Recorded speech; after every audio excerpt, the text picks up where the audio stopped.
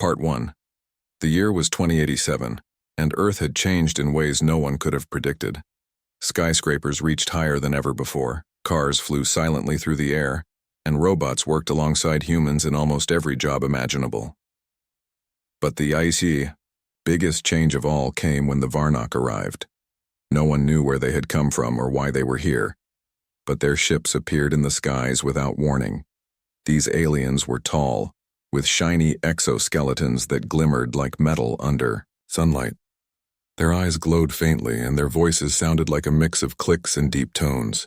To most people, they looked terrifying. In a quiet little town called Silver Ridge, life was simpler. The town was surrounded by forests and fields, far away from the big cities and their noise. Here, kids still played outside, families gathered for dinner, and neighbors helped each other out. Ethan Carter was one of those kids. He was 12 years old with messy brown hair and a curious mind. Ethan loved reading about space and dreaming of adventures among the stars. But lately he couldn't stop thinking about the Varnock. They were everywhere on the news, and everyone seemed to have an opinion about them. Some thought they were here to help, while others believed they wanted to take over. Ethan's older sister Lily didn't seem too worried. She was 16, with long blonde hair and a confident attitude. "Relax, Ethan," she said one evening as they sat on the porch watching the sunset. "If they try anything, we'll handle it. We've got armies, remember?" But Ethan wasn't so sure. His dad, David, had served in the military for years, and he often talked about how dangerous things could get if you let your guard down. David had been especially tense since the Varnock showed up. At dinner, he would shake his head at the TV reports and mutter something about how trusting strangers was never a good idea. Ethan admired his dad, but also felt scared sometimes. What if the Varnock really were bad? What if they decided to attack? One afternoon, Ethan decided to go exploring near the edge of town. It was his favorite place, a wide open field with tall grass and a small stream running through it. He liked to imagine what it might be like to live in a world without rules, where he could run free and discover new things every day. As he wandered around, kicking rocks and looking for interesting bugs, he noticed something strange in the distance. A shadow loomed over the trees, growing bigger and darker with each passing second. Ethan froze, his heart pounding. He squinted against the bright sky and saw it, a massive ship descending slowly toward the ground. It was shaped like a giant insect, with spindly legs extending downward and lights flashing along its surface. The sound it made was low and rumbling, like distant thunder. Ethan backed away instinctively, unsure of what to do. Should he run home, or should he stay and watch? Before he could decide, the ship landed with a thud that shook the earth beneath his feet.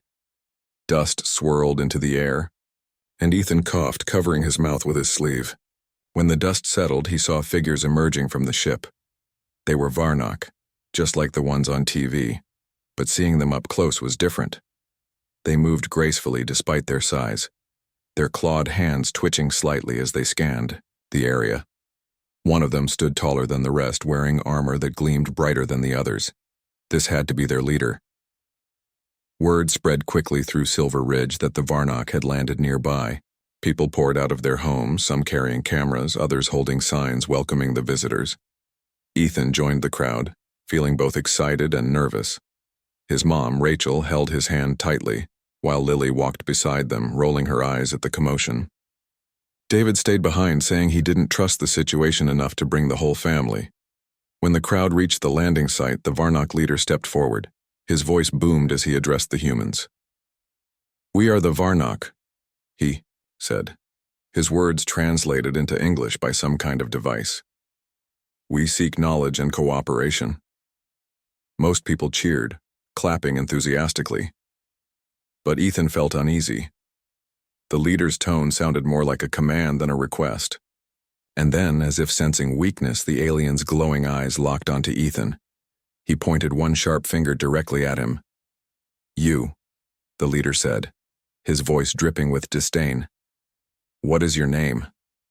Ethan swallowed hard, his throat dry. I'm Ethan," he stammered. The leader tilted his head, studying him like a bug under a microscope. Then he laughed, a cold, harsh sound that sent shivers down Ethan's spine.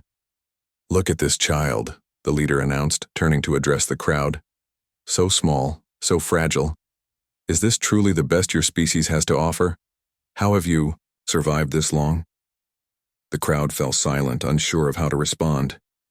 Ethan felt heat rise to his cheeks as laughter rippled through the group of Varnock soldiers. He wanted to disappear, to sink into the ground and never come back, but instead he stood there frozen as the leader continued mocking him. "Do not worry, human," the leader said finally, his voice laced with mockery. "Perhaps one day, you will grow strong enough to be worth our time." With that, the Varnock turned away, dismissing Ethan as if he were nothing. The crowd began dispersing, murmuring quietly about what had just happened. Ethan's mom knelt beside him, placing a comforting hand on his shoulder. "Don't listen to him, sweetheart," she whispered.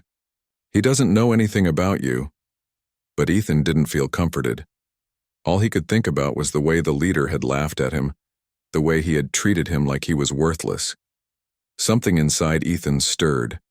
Anger, determination, maybe even pride.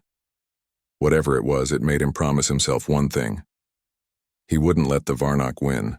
Not now, not ever. Part 2. The days that followed the Varnock's arrival were strange and tense. The aliens set up a base just outside Silver Ridge, near the field where Ethan had first seen their ship land. They claimed they were there to study Earth's environment and learn more about human culture. But no one in town believed them. Not completely, anyway. The way they acted made it clear they thought humans were inferior.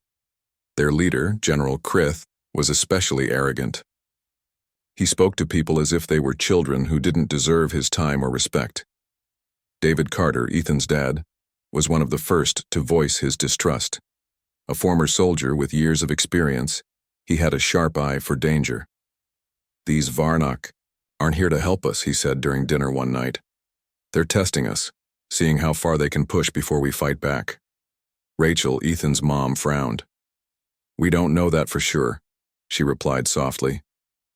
"Maybe they really are here to learn. We should give them a chance."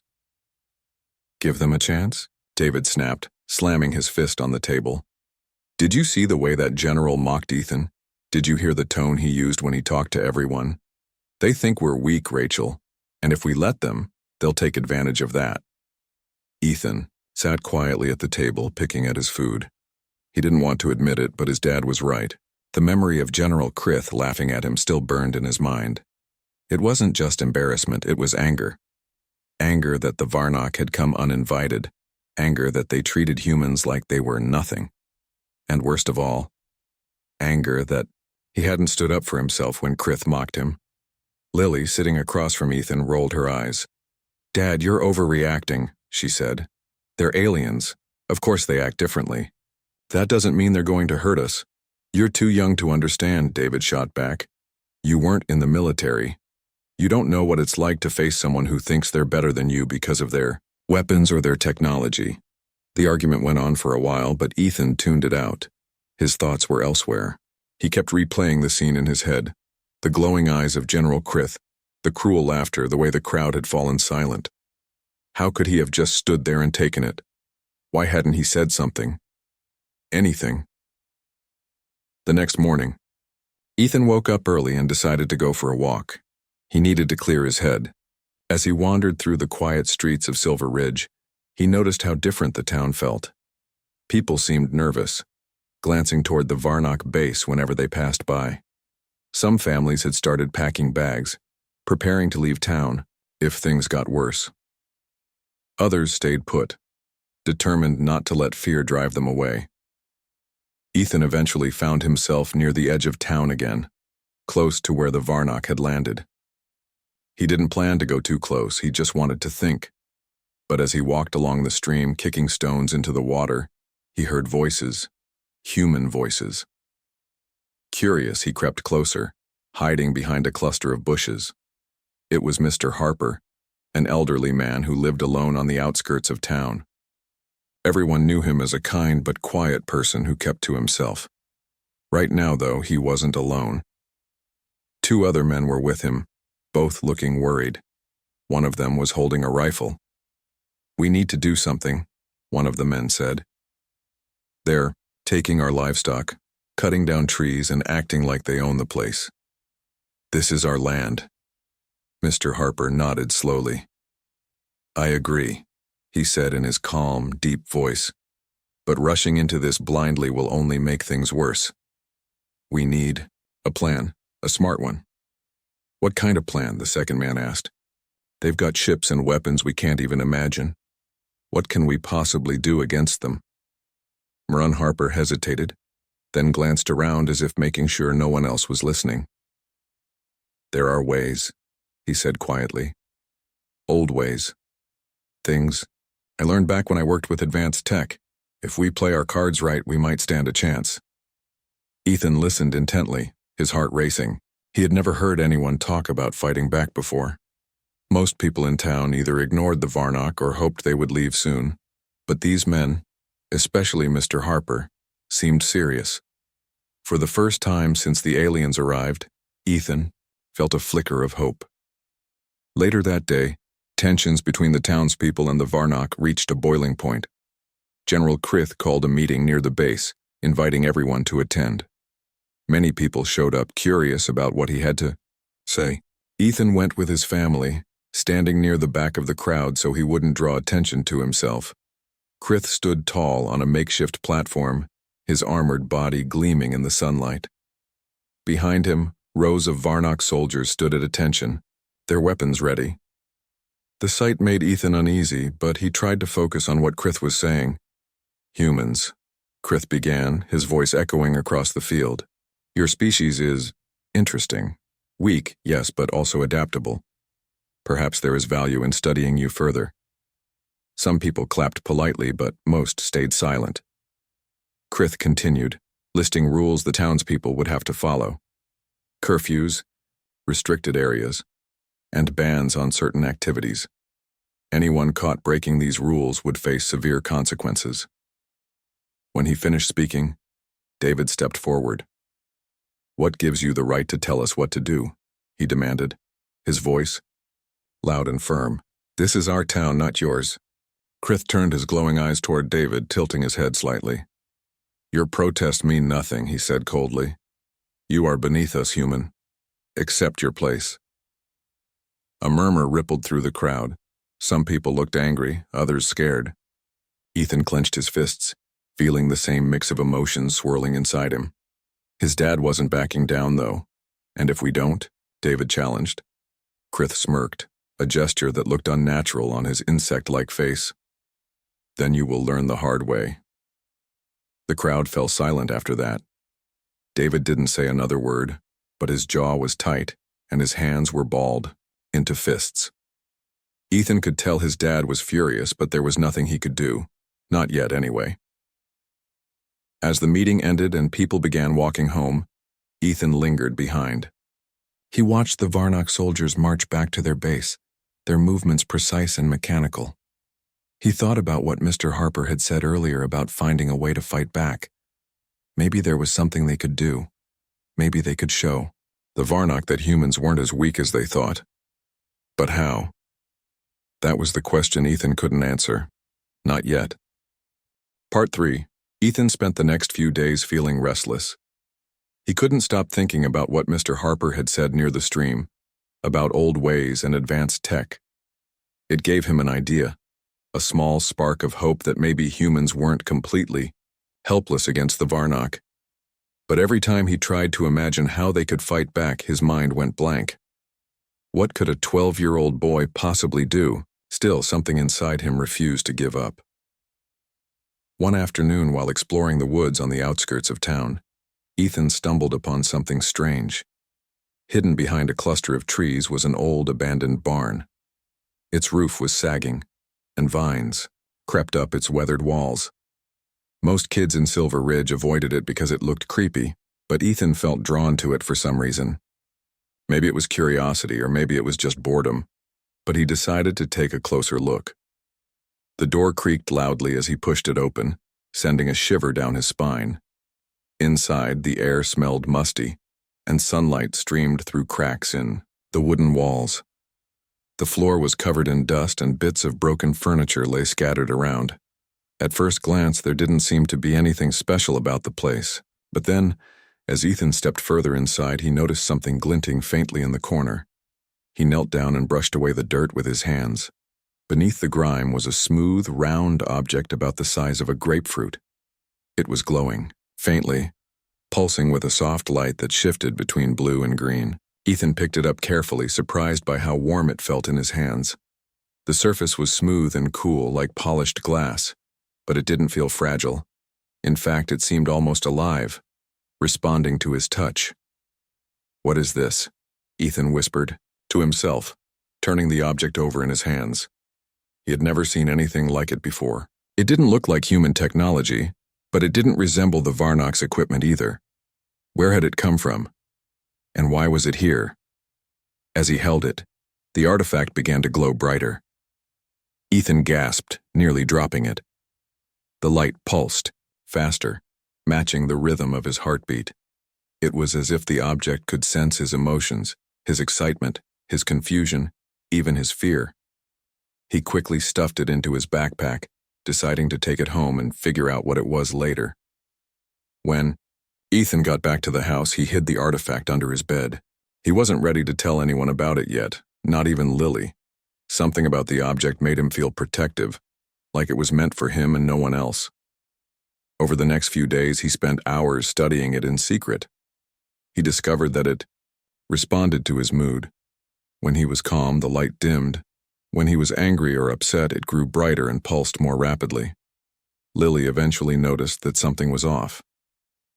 "You've been acting weird," she said one evening as they sat together in their room. "What's going on?" "Nothing," Ethan replied quickly, avoiding her gaze. "I'm fine." "You're not fine," Lily insisted. "You've been sneaking around and you barely talk anymore. Did something happen?" Ethan hesitated. He wanted to trust his sister, but he wasn't sure how she would react. Finally, he sighed and pulled the artifact out from under his bed. "I found this," he admitted, "in the old barn by the woods." Lily's eyes widened as she stared at the glowing object. "What is it?" she asked, reaching out cautiously. "I don't know," Ethan said, "but it reacts to me. Like it knows I'm here." Lily frowned, pulling her hand back. "That sounds dangerous. What if it's some kind of alien weapon or a trap?"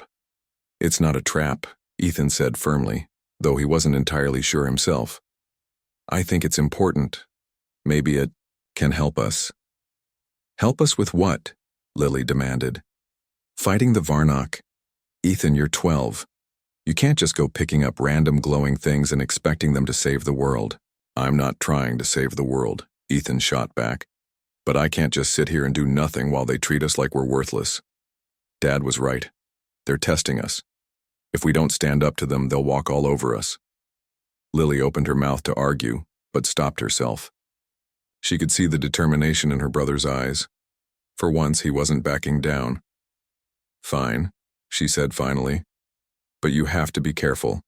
If Mom or Dad finds out about this, they'll freak out." "I will be careful," Ethan promised. "I just need to figure out what this thing does." Over the next week, Ethan experimented with the artifact in secret. He learned that it wasn't just sensitive to his emotions, it seemed to amplify them somehow. When he focused on feelings of anger or frustration, the artifact emitted a low hum, and the light grew so bright it filled the entire room. Once, when he accidentally dropped it, the pulse of energy it released knocked over a stack of books on his desk. Despite the risks, Ethan couldn't shake the feeling that the artifact was meant for something bigger. It wasn't just a toy or a random piece of junk, it was powerful. And if he could figure out how to control it, maybe he could use it to stand up to the Varnock. Meanwhile, tensions in Silver Ridge continued to rise. The Varnock enforced their rules strictly, punishing anyone who broke them. One evening, David Carter was arrested after trying to stop a group of Varnock soldiers from raiding a neighbor's farm. The soldiers dragged him away, leaving Rachel and the kids devastated. Ethan felt a surge of guilt. His dad had always warned him about the dangers of trusting the Varnock, and now he was paying the price. Ethan clenched his fists, staring at the artifact in his hands. "This has to work," he muttered to himself. "It has to." That night, unable to sleep, Ethan snuck out of the house. He didn't know exactly what he planned to do, but he knew he couldn't stay hidden any longer. If the artifact really was powerful, maybe he could use it to rescue his dad, or at least show the Varnock that humans weren't as weak as they thought. As he approached the edge of town, heading toward the Varnock base, Ethan's heart raced. He had never done anything like this before. What if he failed? What if the artifact didn't work the way he hoped? But as he gripped the glowing object tightly, he reminded himself of General Krith's mocking laughter. He thought about how the Varnock had treated his family, his town, his entire species like they were nothing. Ethan took a deep breath and kept walking. Whatever happened next, he was ready to face it. Part 4. The night was cold and quiet as Ethan made his way toward the Varnock base. The stars above twinkled faintly, but their light did little to comfort him.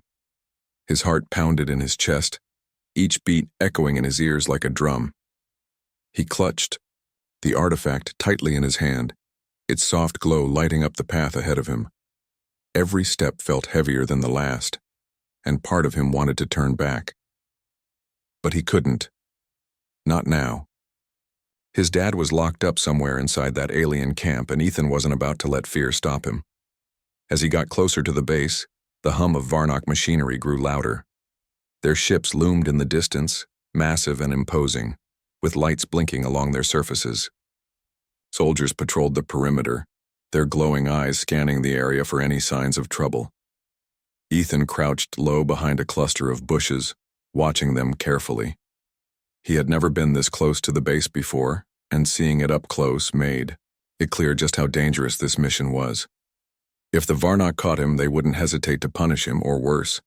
Ethan took a deep breath and tried to calm himself. "You can do this," he whispered under his breath. "You have to." He waited until the patrol passed by, then darted across the open space between the bushes and the edge of the base. His sneakers barely made a sound on the damp grass, and he pressed himself flat against the side of one of the Varnock's metal structures. It was cold to the touch, and the faint vibration running through it told him it was some kind of machine. He didn't know what it did, but he didn't have time to figure it out. He needed to find his dad, and fast. Moving cautiously, Ethan slipped past rows of crates and equipment stacked around the base. He stayed low, using shadows to hide himself whenever possible. The artifact in his hand pulsed gently, as if encouraging him to keep going. Its warmth gave him a small sense of comfort, even though his nerves were stretched thin. Finally, he reached what looked like the main building. It was taller than the others, with a wide doorway guarded by 2 Varnock soldiers. Ethan bit his lip, trying to think of a way to get inside without being noticed. Then he remembered something Mr. Harper had said during that secret meeting near the stream. Their technology is advanced, but it's not perfect. Look for weaknesses. Ethan scanned the area, searching for anything unusual. That's when he spotted it. A panel on the wall beside the door. It was glowing faintly, similar to the artifact in his hand. Could it be some kind of control system? He hesitated for a moment, then decided to try. Carefully, he crept closer, keeping an eye on the guards. When they turned their backs to talk to each other, he reached out and touched the panel. The artifact reacted instantly. Its glow intensified, and a surge of energy shot from it into the panel. For a split second, nothing happened. Then the ground beneath Ethan's feet trembled slightly, and the lights around the base flickered. The guards froze, looking around in confusion. One of them tapped at a device on his wrist, but it sparked and went dark. Ethan didn't wait to see what would happen next.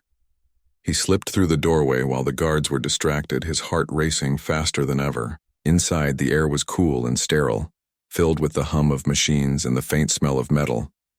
He moved quickly down the narrow hallway, peeking into rooms as he passed. Most of them were empty, but a few contained strange devices he couldn't identify. Then he heard voices, deep, clicking tones that sent chills down his spine. They were coming from a room at the end of the hall. Ethan pressed himself against the wall and listened carefully. One of the voices belonged to General Krith. Even without seeing him, Ethan recognized the cold arrogance in his tone. "The humans are weaker than I expected," Krith was saying. "They will obey us without question once we demonstrate our power." Another voice replied, softer but still unsettling. "What of the resistance? There are rumors of unrest among them." "Unrest?" Krith scoffed. "They are insects compared to us. Crush them and the rest will fall into line." Ethan clenched his fists, anger bubbling inside him.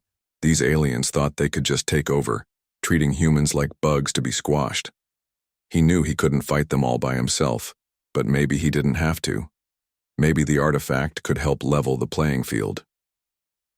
Before he could decide what to do next, footsteps echoed down the hallway. Someone was coming. Ethan panicked, looking for a place to hide. Spotting a small alcove nearby, he ducked into it, holding his breath as the footsteps grew louder. A pair of Varnock soldiers walked past, their weapons slung over their shoulders. They didn't notice him. Once they were gone, Ethan stepped back into the hallway. He glanced at the artifact in his hand, its light pulsing steadily. He had no idea how it worked or what it was truly capable of, but he knew one thing. It responded to him.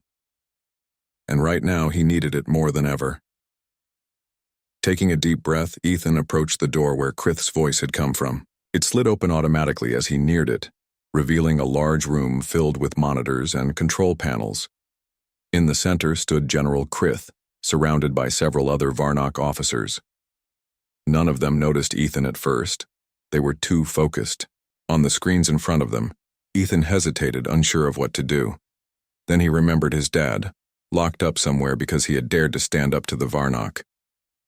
He thought about the townspeople living in fear, too scared to fight back. And he thought about Krith mocking him, laughing at him like he was nothing.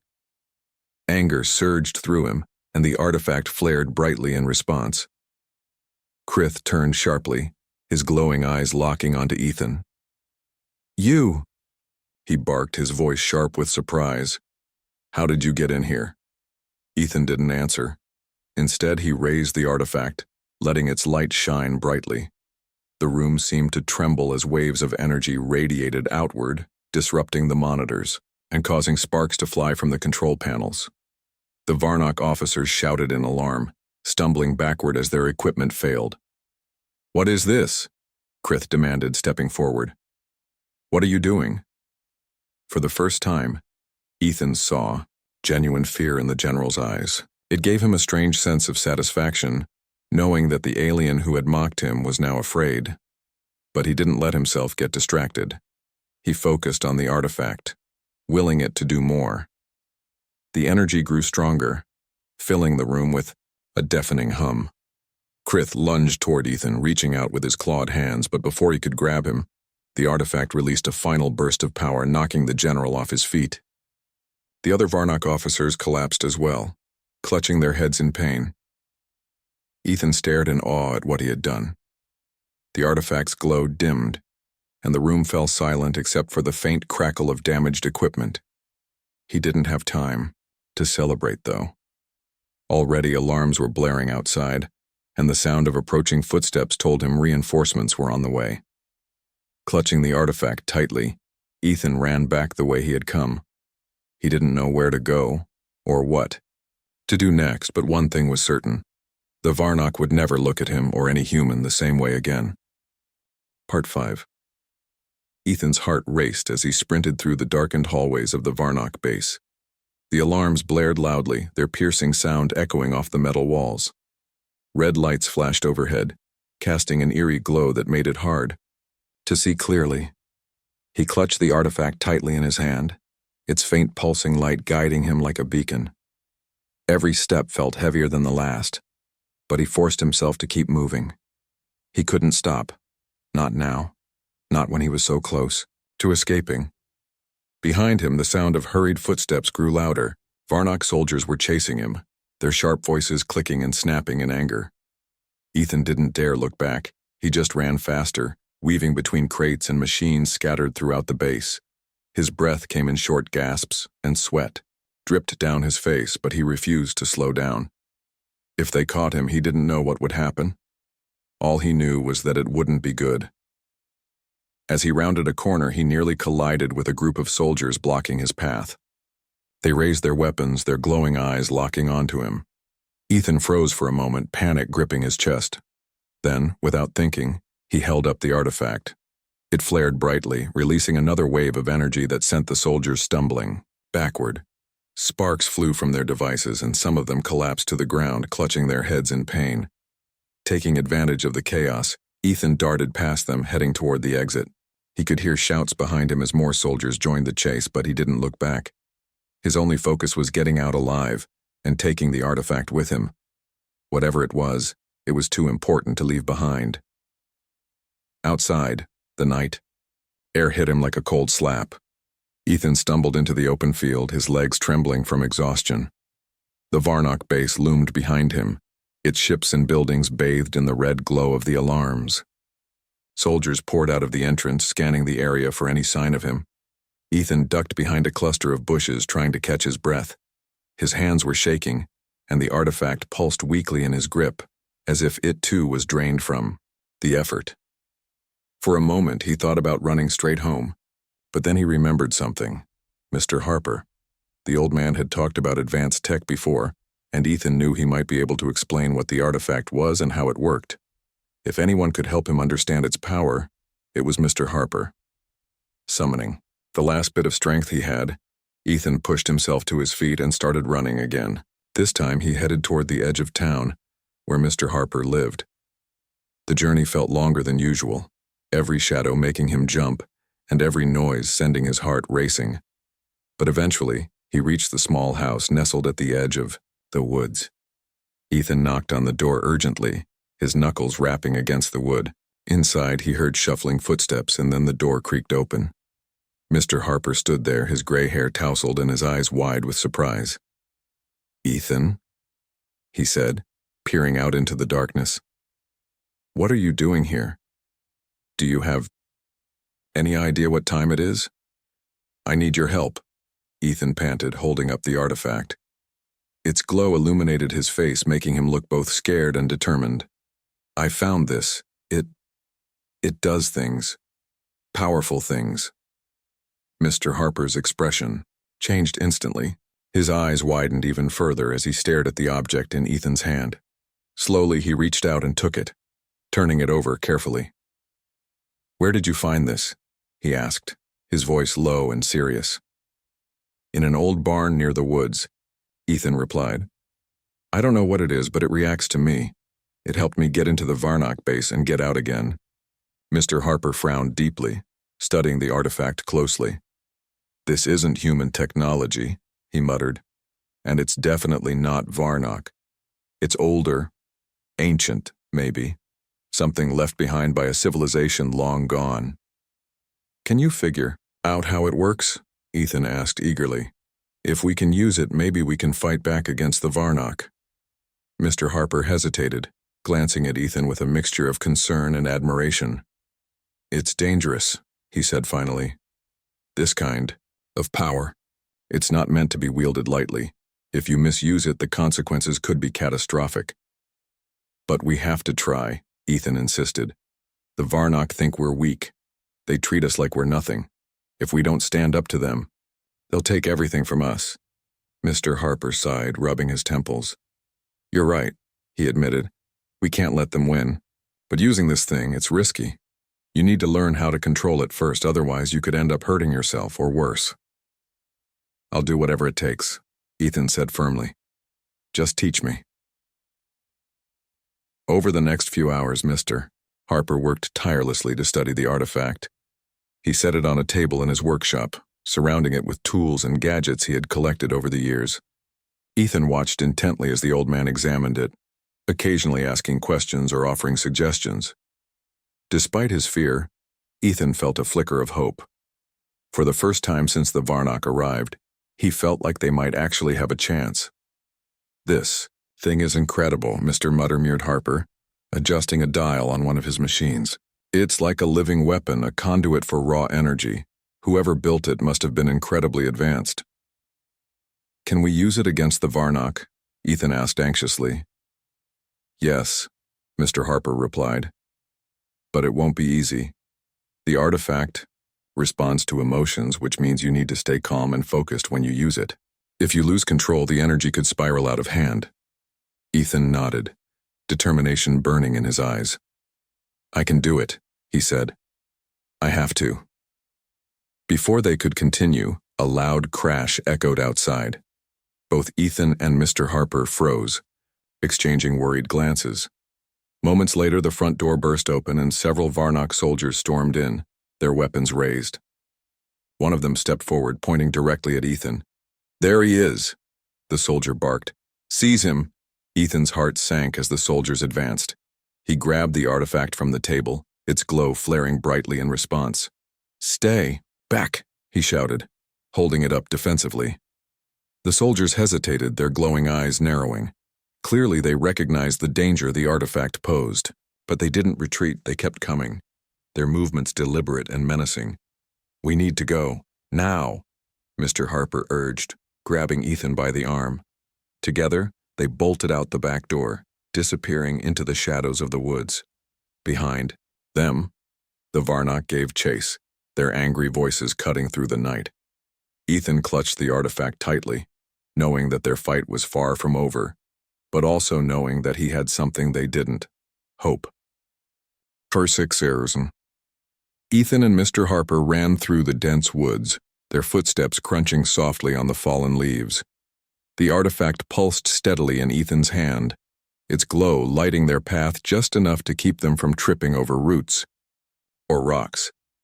Behind them, the Varnock soldiers shouted angrily, their voices growing louder as they closed in. Ethan could hear the sharp clicks of their claws slicing through branches and the heavy thud of their boots hitting the ground. We can't outrun them forever, Mr. Harper panted, glancing over his shoulder. His face was pale and sweat glistened on his forehead. They're too fast. Then what do we do? Ethan asked, his voice trembling with fear and exhaustion. He tightened his grip on the artifact, its warmth giving him a small sense of reassurance. We can't let them catch us.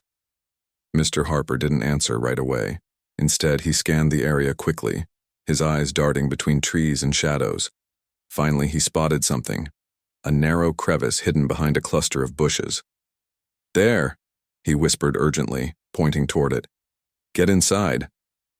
Ethan hesitated for a moment, unsure if the tiny opening would be enough to hide them. But when he heard the sound of snapping twigs nearby, he realized they had no choice. He followed Mr. Harper into the crevice, squeezing himself against the cold, damp rock wall. The space was cramped and dark, but it offered some cover from the soldiers' glowing eyes. Moments later, the Varnock burst into the clearing. Their weapons hummed with energy as they scanned the area, their movements sharp and precise. Ethan held his breath, pressing himself as far back into the crevice as possible. He could feel the artifact pulsing faintly in his hand, almost like it was reminding him it was still there. If it flared now, the soldiers would find them instantly. He focused hard on staying calm, willing the light to dim. The soldiers lingered for what felt like hours, though it was probably only a few minutes. Then, after exchanging a series of clicks and growls, they moved on, disappearing deeper into the woods. Ethan let out a shaky sigh of relief, his legs wobbling beneath him. They're gone, for now, Mr. Harper said quietly, peeking out of the crevice to make sure the coast was clear. But they'll be back. We need to get somewhere safe. By the time they reached the edge of town, dawn was breaking. The sky turned a soft shade of pink and orange, casting long shadows across the empty streets. Ethan's body ached from running all night, and his mind raced with questions. Where were they going? What would they do next? Could they really use the artifact to fight back against the Varnock? Mr. Harper led him to an old, abandoned warehouse on the outskirts of Silver Ridge. It was a place few people knew about, hidden and quiet, perfect for laying low. Inside, the air smelled musty, and dust covered every surface. Broken furniture and rusted tools lay scattered around, remnants of a time long past. But despite its appearance, the building felt safe, or at least safer than anywhere else. This will have to do for now, Mr. Harper said, setting down a backpack he had grabbed from his house before fleeing. He pulled out a tattered notebook and a pen, flipping through pages filled with sketches and notes. Let's see if we can figure out how this thing works. Ethan sat cross-legged on the floor, placing the artifact carefully in front of him. Its glow had dimmed significantly since their escape, but it still pulsed faintly, responding to his presence. "Do you think we can use it to stop the Varnock?" he asked, his voice tinged with both hope and doubt. "It's possible, mister," Harper replied, studying the object closely. "But we need to be smart about it. This isn't just a weapon, it's a tool, and tools are only as good as the person using them." "What does that mean?" Ethan frowned, tilting his head slightly. "It means you need to learn control," Mr. Harper explained patiently. "This artifact reacts to your emotions, which makes it unpredictable. If you're angry or scared, it might release too much energy, and that could hurt innocent people. You have to stay calm, no matter what happens." Ethan nodded slowly, understanding the weight of what Mr. Harper was saying. Using the artifact wasn't just about power, it was about responsibility. He couldn't afford to make mistakes, not when so much was at stake. Over the next few days, Ethan practiced controlling the artifact under Mr. Harper's guidance. They started with simple exercises, focusing on calming his mind and steadying his breathing. At first, it was difficult. Every time Ethan thought about the Varnock or his dad locked up in their camp, his emotions threatened to overwhelm him.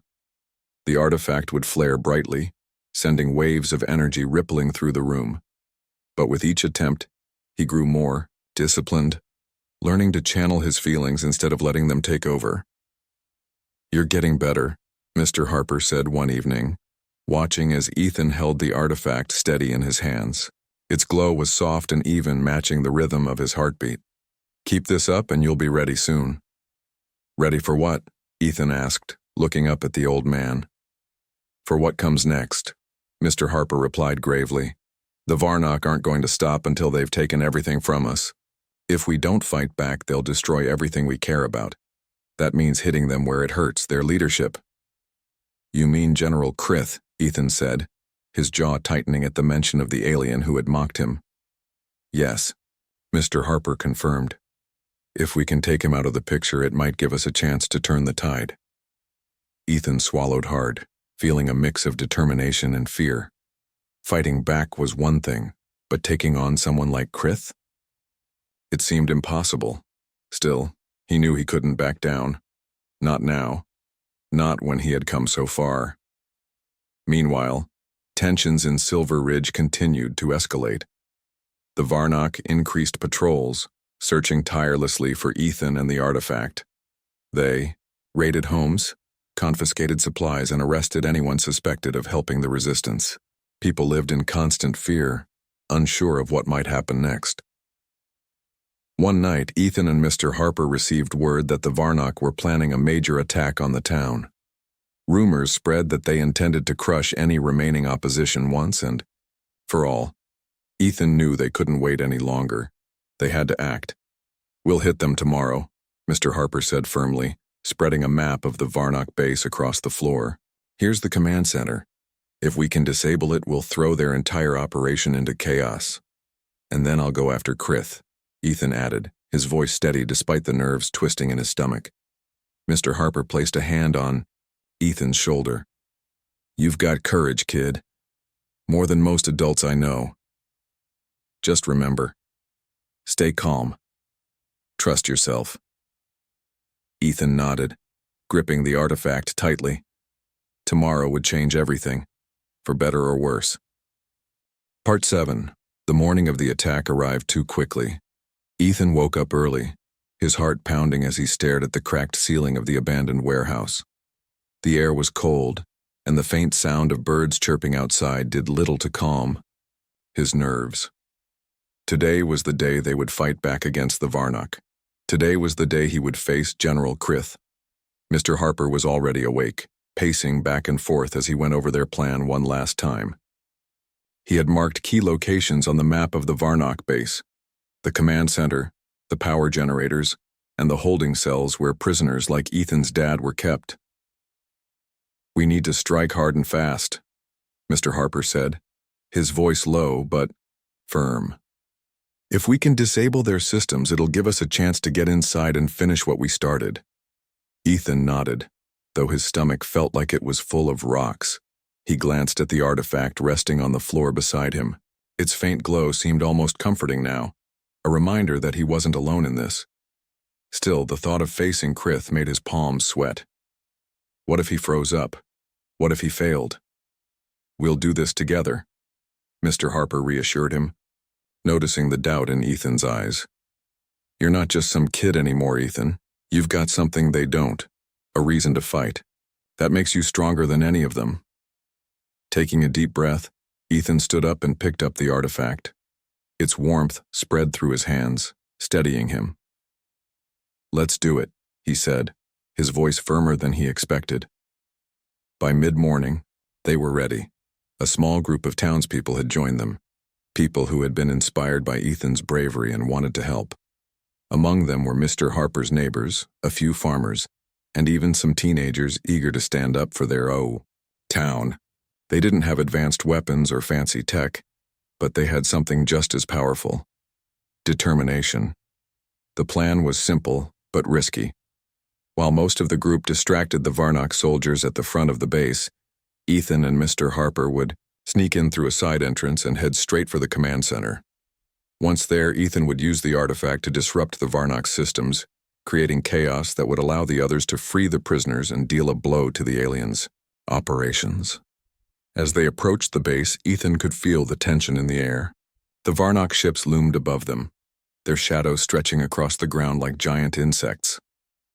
Soldiers patrolled the perimeter, their glowing eyes scanning for intruders. Ethan stayed close to Mr. Harper, clutching the artifact tightly as they moved toward their assigned position. "Remember," Mr. Harper whispered as they crouched behind a cluster of bushes, "stay focused. Don't let your emotions take over." Ethan nodded, taking slow, steady breaths. He repeated Mr. Harper's words in his mind, focusing on staying calm. The artifact pulsed faintly in his hand, its rhythm matching his heartbeat. He was ready. When the signal came, a loud explosion near the front gate meant to draw the Varnock's attention. Ethan and Mr. Harper sprang into action. They darted toward the side entrance, sticking to the shadows to avoid detection. The noise from the explosion echoed across the base, drawing most of the soldiers away from their posts. It was now or never. Inside the base, the air was thick with the hum of machinery and the sharp scent of metal. Ethan followed Mr. Harper down narrow hallways, his eyes scanning for any sign of danger. So far, so good. But as they neared the command center, they heard voices ahead. Varnock officers shouting orders in their clicking language. "This is it," Mr. Harper murmured, pulling Ethan behind a stack of crates. "You know what to do." Ethan nodded, gripping the artifact tightly. He stepped out into the open, raising the object high above his head.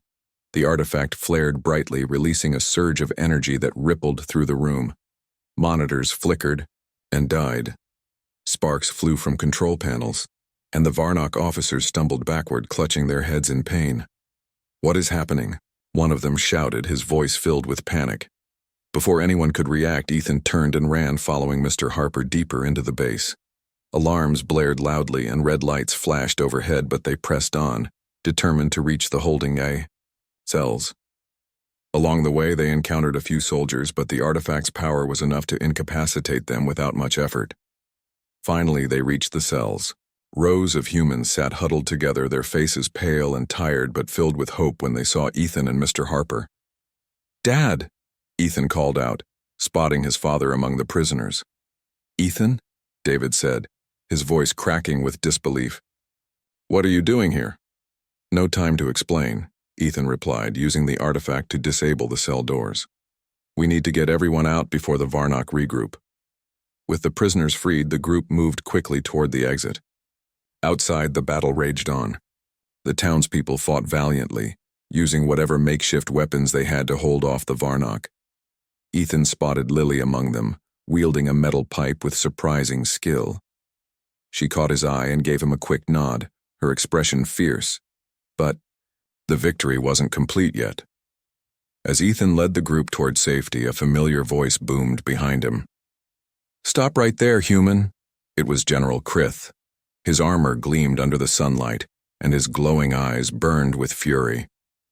"You think you can defy me?" he snarled, stepping forward. "You're nothing but a child playing with forces you don't understand." Ethan froze, his heart racing. For a moment, fear threatened to overwhelm him, but then he remembered everything: the mocking laughter, the humiliation, the way the Varnock had treated his family and friends like they were worthless. He tightened his grip on the artifact, letting his anger fuel its power. "I'm not afraid of you," Ethan said, his voice steady despite the tremor in his legs. "You underestimated us, and now you're going to pay for it." Krith laughed cruelly, raising his weapon. "You dare challenge me? I am General Krith, leader of the Varnock fleet. You are nothing."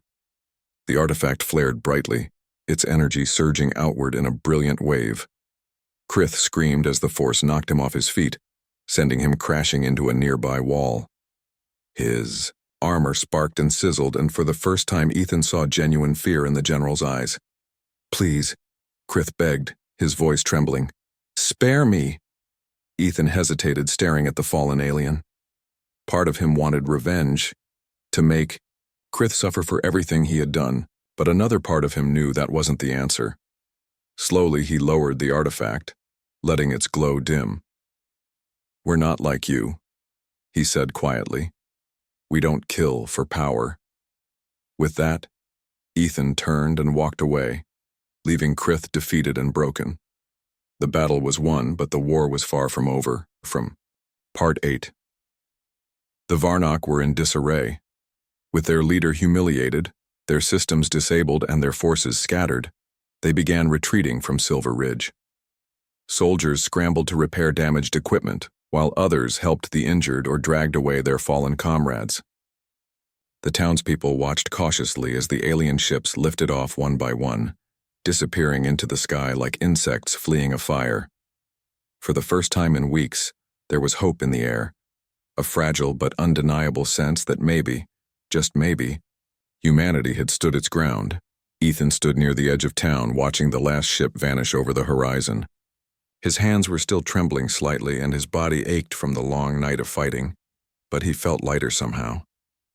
The artifact rested quietly in his pocket, its glow dimmed now that it wasn't needed. He didn't know what would happen next, but for the moment everything felt calm.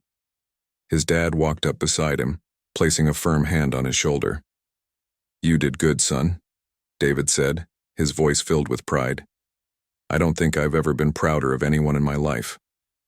Ethan looked up at his father, surprised by the emotion in his voice. "I was just trying to help," he replied softly. "I didn't want them to take everything from us." "And you stopped them," David said, giving his shoulder a gentle squeeze. "Not many people could have done what you did, not even grown-ups. You showed everyone here what it means to be brave." Lily joined them a moment later, her face smudged with dirt but her grin wide. "Not bad for a little brother," she teased, ruffling Ethan's hair. "Though I still think I could have taken Krith myself if you'd let me." Ethan rolled, his eyes but smiled faintly. Despite all the chaos, he felt closer to his family than ever before. They had faced something terrifying together, and they had survived. Later that day, the townspeople gathered in the center of Silver Ridge to celebrate their victory. There were no fireworks or fancy speeches, just simple gratitude and relief. People hugged each other, shared food, and talked about how close they had come to losing everything. Mr. Harper stood near the edge of the crowd, watching silently as Ethan moved among the people, accepting pats on the back and words of thanks. "You've become quite the hero," Mr. Harper said when Ethan finally approached him. "How does it feel?" Ethan shrugged, looking down at the artifact in his hand. "I'm not sure," he admitted. "It doesn't feel like being a hero. It feels heavy, I guess, like there's still so much we don't know." Mr. Harper nodded thoughtfully. "That's because power always comes with responsibility," he said. "This artifact isn't just a weapon. It's a reminder of what can happen when we fight for what matters. But it's also dangerous. If it falls into the wrong hands again, it could cause more harm than good." "So what do we do with it?" Ethan asked, frowning.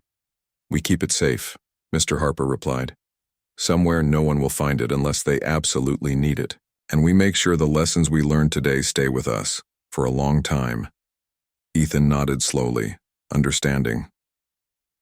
The artifact had given them a chance to stand up to the Varnock, but it wasn't something to be used lightly. He tucked it carefully into his backpack, resolving to store it somewhere hidden until the day came when it might be needed again. As the days passed, life in Silver Ridge slowly returned to normal, or as normal as it could be after such an event. People worked together to rebuild what the Varnock had damaged, sharing supplies and helping neighbors repair their homes. Ethan's dad organized patrols to keep watch for any signs of the aliens returning, though everyone hoped they wouldn't dare come back anytime soon. Ethan spent most of his time thinking about what had happened. He had started out as an ordinary kid, dreaming of adventures among the stars, and ended up facing down one of the most powerful beings in the galaxy. It was hard to believe sometimes, even though he knew it was real. But more than anything, he realized that bravery wasn't about being fearless. It was about doing the right thing even when you were scared. One evening, as the sun dipped below the horizon, Ethan climbed to the top of a hill overlooking the town. From here he could see the fields stretching out endlessly, dotted with trees and streams. The world seemed big and quiet, full of possibilities he couldn't yet imagine. He pulled the artifact out of his backpack and held it gently in his hands, feeling its faint pulse against his skin.